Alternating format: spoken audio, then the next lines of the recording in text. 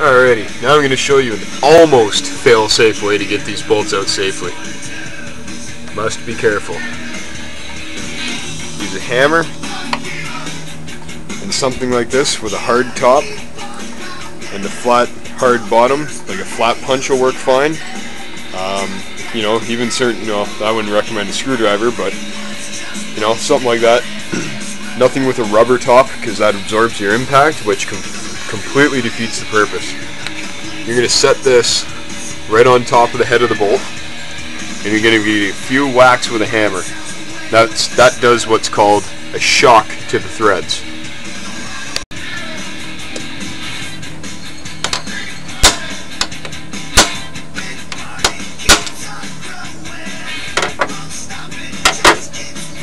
Now take your ratchet, very carefully, make sure you feel it.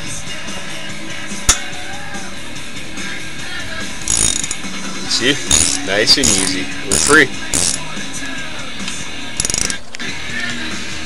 Now we'll remove the nut.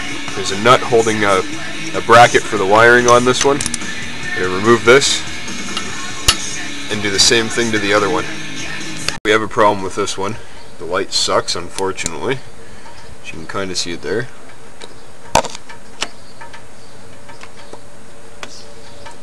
The nut won't break free from the stud, and the stud is the bolt.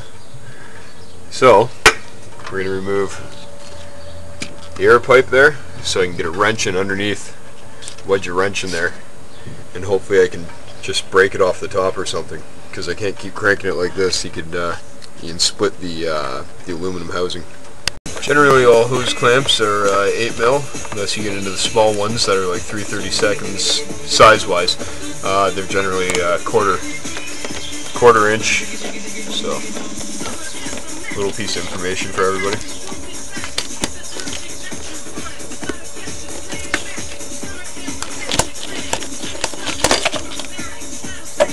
Throw that up there. Now we got to get a wrench down in here. This really isn't going as planned. I'm just twisting it all the fuck up. As Mr. Leahy would say, the shit clouds are moving in. But Backyard J doesn't give up. Let's give her. Oh, that failed. But it came out, that's a good thing. I think I'll just replace that bolt. Oh, I got one up here somewhere. Okay, now we'll finish removing the other one here,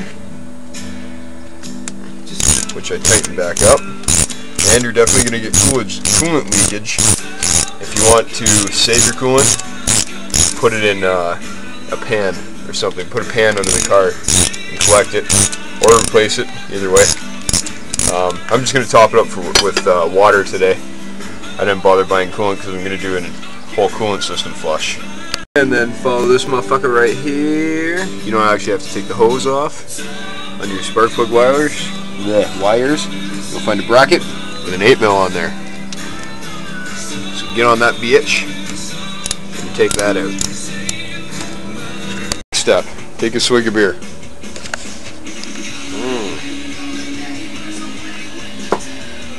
So far it's a 1 beer job, it might be 2 though. Alright. So, you can see we got the housing lifted off here, right? That's there.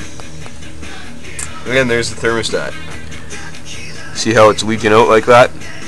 This thermostat's leaking. It's stuck open basically. It's letting coolant run through all the time. That's no good. As soon as I pull this out, or as soon as you pull this out, you're going to have a lot of coolant rushing out of your motor. So, have your new one in your other hand ready to throw it in real quick. That way you don't lose much.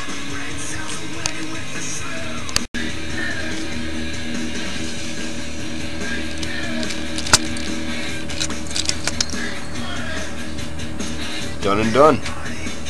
Now I'm going to wipe my hands off and then grab my camera.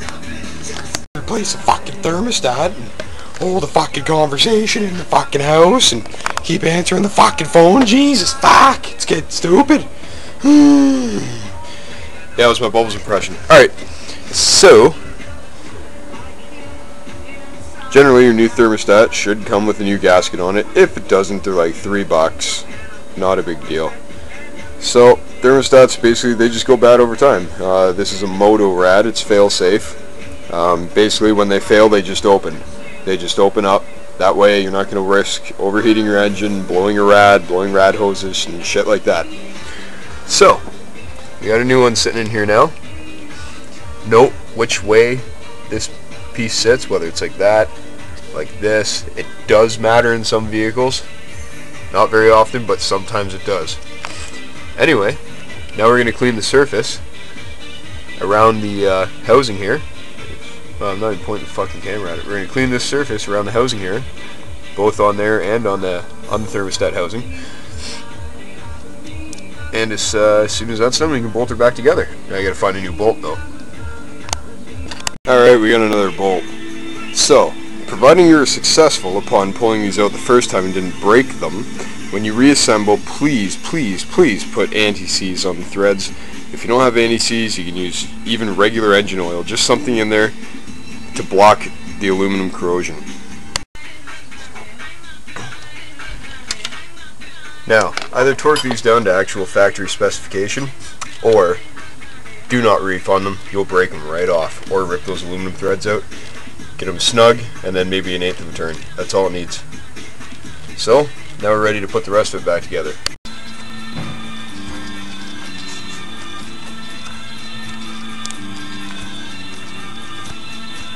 Fuck, isn't this exciting?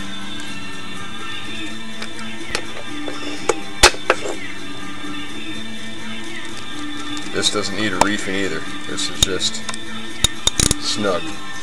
Oops. It's actually kind of a bitch to do with only one hand. And then get your tube back on. Make sure it seals at the bottom of the airbox and on the throttle body. This is a two-hander, so it's a bit of a toughie. Crank that down. Bam. Now, top up your coolant, run your car, turn your heat on. The fan doesn't have to be on, just make sure the switch is on for heat, and slid all the way over into the red. That opens up your heater core and your firewall and allows all the coolant to circulate through the engine and get all the air bubbles out. Alrighty, now let her get hot. Last but not least, wait until the thermostat opens. This hose will be hot, the fan will turn on, and your level should drop.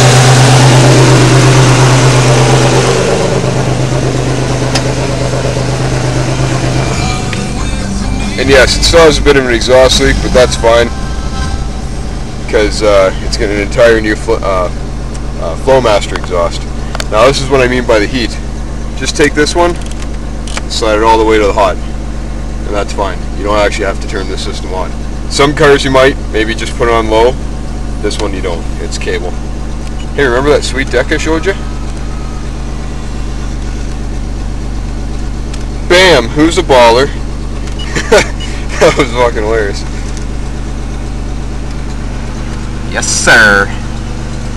So, that basically concludes thermostat. Simple as that. It's really not a hard job to do. Some vehicles it is, but most are actually pretty good because it's a part that requires maintenance. So most companies are pretty good with not fucking them up too bad. So these ones are real nice to do. The 3100 and 3400 GM motors, they're not too bad. Yeah, it's really not hard. It's really not too tough. Basically, you just look for, follow your upper rad hose and then find that aluminum bump at the end of it where it bolts to the motor. Chances are that's where your thermostat is. So, that's it. Now we're just going to run the car, let her get hot, do the cycle. We'll top up the antifreeze one more time, and bam, we're done. Hope it was informative, and I hope somebody can use these tips that I showed you. Have a good one, guys. By the way, that was only a 1 beer job, even with all the bullshit we had to deal with. Wasn't too bad. So, 1 beer, got a thermostat in, it's $9. Perfect.